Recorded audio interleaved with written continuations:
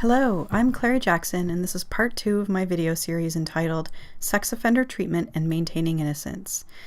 If you don't know what phallometric or penile plethysmograph testing is, I suggest you go watch part 1 of this series first, which is linked up above in the info icon, and then come back here. There are many questions raised in a person's mind when they've been introduced to the reality of penile plethysmograph testing or phallometric testing in the context of sex crime allegations. The most common ones are, what is the objective? Is it reliable? Can it be used to prove or disprove allegations? How come I've never heard of this before?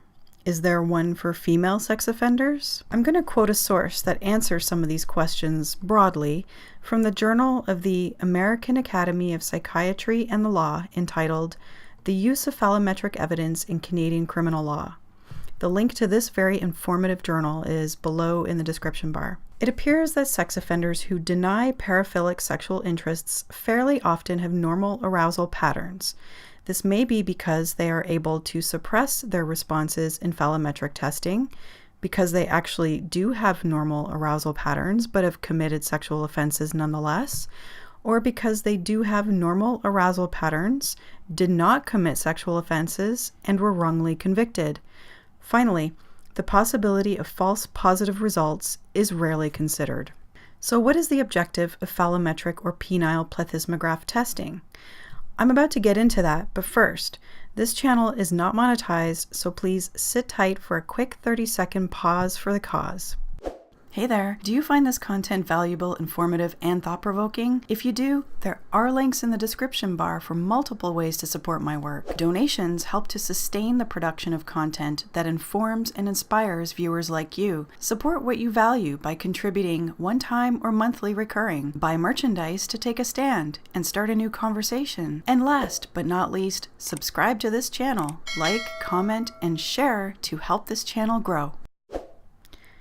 In a nutshell, phallometric or penile plethysmograph testing is used to assess the nature of the subject's sexual interests and also as a treatment tool to determine the likeliness of recidivism. The term recidivism refers to the likeliness of a convicted criminal to reoffend.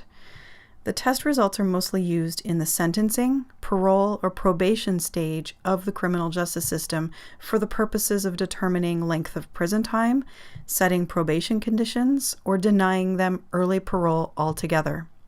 So, a convicted sex offender, whether factually guilty or factually innocent, may submit to this testing when faced with the prospect of being released from prison earlier or possibly no jail sentence at all, while a factually innocent convicted person that steadfastly maintains his innocence may refuse to submit to this invasive and questionable testing and remain imprisoned for longer as a consequence. If a person is actually guilty of the sexual offense, has admitted to the offense, and voluntarily seeks psychiatric help to control his immoral urges, then perhaps, in my view, this tool might be effective in a psychological aspect. But knowing that one of the common treatment procedures used to try to turn men off from their immoral urges involves making them sniff ammonia while masturbating to deviant sexual material seems extreme, inhumane, and possibly dangerous. I've linked below to a 2009 study out of the UK that discusses this method of modifying deviant sexual behavior. If a convicted sex offender is mandated to this treatment as a condition of his probation upon release from prison, he must comply or risk being charged and jailed for breaching his probation conditions. I will talk more about the implications of this scenario specifically in the context of maintaining innocence in the next part of this series, and I will upload it and link to it up above in the info card. In terms of whether or not this modality of assessing and treating so-called deviant sexual tendencies out of convicted sex offenders, there is much conflicting evidence as to whether or not it is effective. Mainly because most convicted sex offenders maintain their innocence, and most of them who submit to these tests show little to no deviancy at all, and therefore, generally, the recidivism rates amongst sexual offenders are low. So, if you take these tests as reliable, that would tell us that most of these men are wrongly convicted. The controversy here is in the interpretation of the test results. The person interpreting the test results might conclude such a scenario by saying that the offender purposely suppressed their hard-ons so as to hide their deviancies. As far as the interpreter is concerned, this man was found guilty in a court of law, therefore their assessment must support that conviction. It is not their place to determine whether or not there was a wrongful conviction. There's much more on this in the Use of Phallometric Evidence journal that I've linked to below, including actual case studies. As for using this test to prove or disprove whether or not an accused man actually sexually offended as charged, such test results are not acceptable or admissible at a criminal trial. The Supreme Court of Canada made this ruling in the year 2000 in a case called R versus JLJ, which I've also linked to below. It is noteworthy that the man in this case had test results showing he had no abnormal sexual deviancy profile, and he therefore could not have committed the alleged crime. The controversy here is that a man attempted to defend himself by way of pseudoscience that is not regulated or standardized in any way to be considered a reliable method of forensic testing in a criminal court.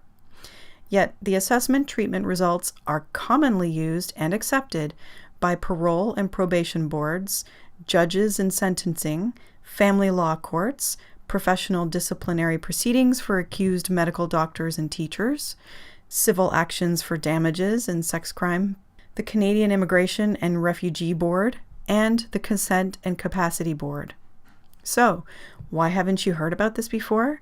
Why doesn't the media expose this? I don't know. However, back in 2010, the Canadian media did talk about this in the context of being used on juvenile boys in British Columbia caught up in the criminal justice system on sex crime charges. It only came to light when one of their own government workers was charged with sex offenses.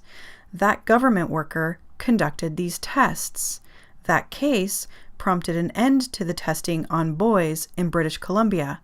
Whether or not it's still conducted on boys in other Canadian provinces, I do not know. More on that story linked below in the description bar.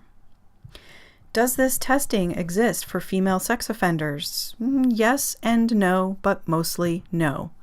Firstly, there simply aren't very many females convicted of sex crimes, and if they are, they're generally not seen as deviant. The justice system, as we are all coming to know very well, regards women as victims and men as toxic monsters.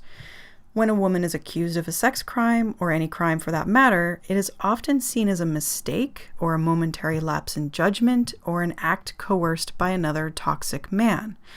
Whereas males accused of sex crimes are seen as monsters with heat-seeking missiles in need of subversion and intervention and intense scrutiny and monitoring of their penises. This, all thanks to the dominant feminist ideology steeped throughout Western criminal justice systems. What is the goal of that? They just want to know how... They're sick and perverted, twisted fucks.